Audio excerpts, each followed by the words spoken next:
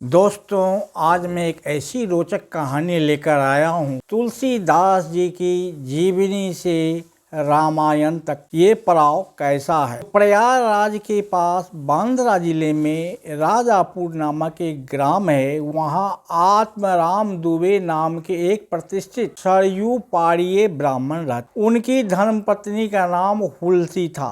उनके घर गोस्वामी तुलसीदास जी का जन्म हुआ। जन्मते समय बालक तुलसीदास जी रोए नहीं, किंतु उनके मुख से राम का शब्द निकला। मुख में 32 दांत मौजूद थे।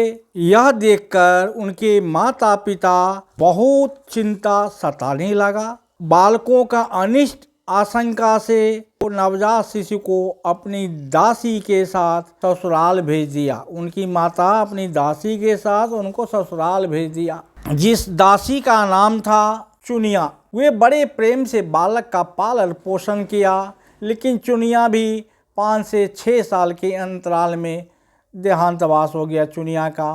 तब वो तुलसीदास जी अनाथ हो गए। वह द्वार द्वार भटकने लगे। जगत जननी पार्वती को उस होनहार बालक पर दया आई। ब्राह्मणी का रूप भेष बदलकर प्रतिदिन उनके पास जाती और उसे अपने हाथों से भोजन कराती।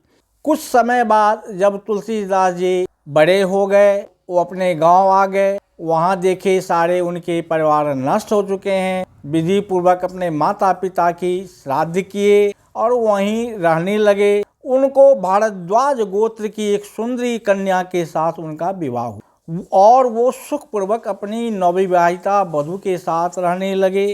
एक बार उनकी स्त्री भाई के साथ अपने मायके चली गई। पीछे पीछे तुलसीदास जी भी वहां जा पहुंचे। उनकी पत्नी इस पर उन्हें बहुत धिक्कारा और कहा, मेरे इस हाड़ मांस के शरीर में जितनी तुम्हारी आसक्ति है, उससे आधे भी यदि भगवान में होती तो तुम्हारा बेड़ा पार हो जाता। तुलसीदास जी के ये शब्द चुभ गए और वे एक क्षण भी नहीं रुके, तुरंत वहां से चल दिए। साधु भेष धारण कर लिए। तुलसीदास जी घूमते घूमते चित्रकूट राम घाट पर उन्होंने अपना आसन जमाया। राम घाट पर चित्रकूट की आसन जमाया। मौनी अमावस्या बुधवार के दिन उनके सामने श्री राम पुनः प्रकट हुए। उन्होंने बालक रूप में तुलसीदास जी से कहा, बाबा हमें चंदन दो। हनुमान जी ने सोचा इस बार भी धोखा ना खा जाए तुलसीदास जी प्रभु को पहचानने में, इसीलिए उन्होंने तोते का रूप धारण कर यह दोहा कहा, चित्रकूट के घाट पर भई चंदन की भीड़, तुलसीदास चंदन घिसे तिलक देत रघुवीर। यह सुनकर तुलसीदास जी ने उस आवाज को सुना और प्रभु के चरण में लीन हो गए। हे प्रभु, क्षमा दें और अपना ज्ञान मुझे दें जो मैं कुछ कर सकूं। तो प्रभु ने उन्हें आशीर्वाद देकर अंतर ध्यान हो गए। भगवान शंकर जी ने उन्हें आदेश दिया, तुलसीदास जी को स्वप्न में आए और आदेश दिया कि तुम अपनी भाषा में काव्य रचना करो। तुलसीदास जी को नींद उचट गई, वो उठ कर बैठ गए। उसी समय शिव पार्वती उनके सामने प्रकट हुए। तुलसीदास जी ने शिव पार्वती को नतमस्तक साष्टांग प्रणाम किए।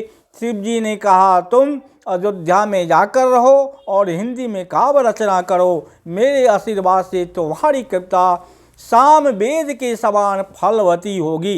इतना कहकर श्री गौरी शंकर अंतर ध्यान हो गए। जैसा त्रेता युग में राम जन्म के दिन था, रामनवमी के दिन, उसी दिन वैसा ही योग रामनवमी के दिन बन रहा था।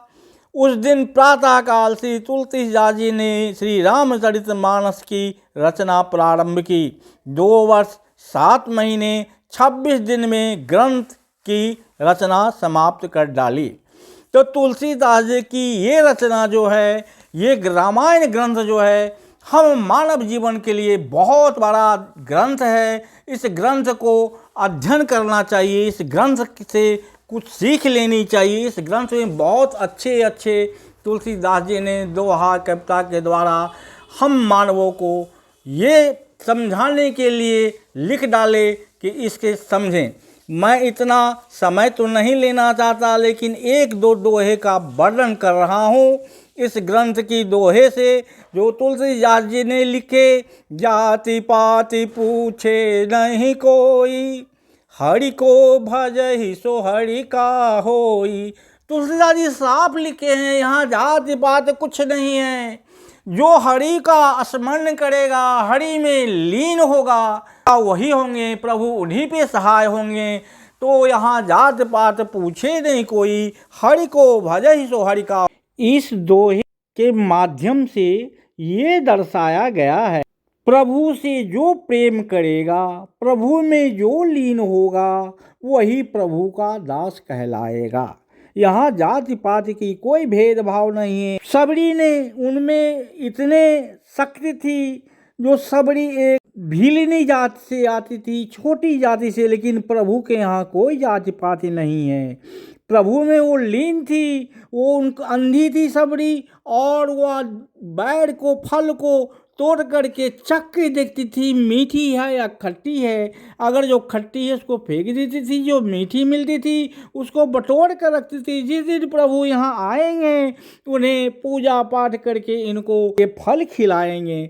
तो उनकी भावना सबरी की ये थी, जो मैं प्रभु को मीठा फल खिलाऊंगा। तो प्रभु किसी जाति पात से बंधे नहीं हैं, किसी संस्कार से बंधे नहीं हैं। प्रभु में जो लीन होगा, वो प्रभु के दास कहलाएंगे। दूसरी दोहा इस प्रकार है। ढोल गमार शूद्र पशु और नारी, ये सब ताड़ना के अधिकारी।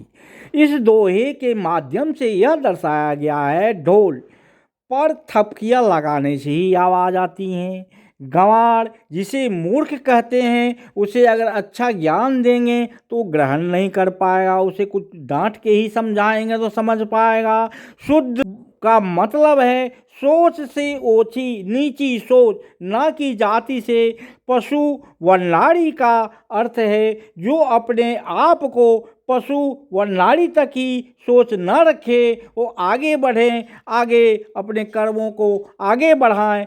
तो उनके दोहे के माध्यम से यही अर्थ निकलता है। अगर ये मेरा वीडियो कहानी अच्छा लगा हो तो इसे लाइक अवश्य करें, सब्सक्राइब करना ना भूलें, साथ साथ शेयर अवश्य करें।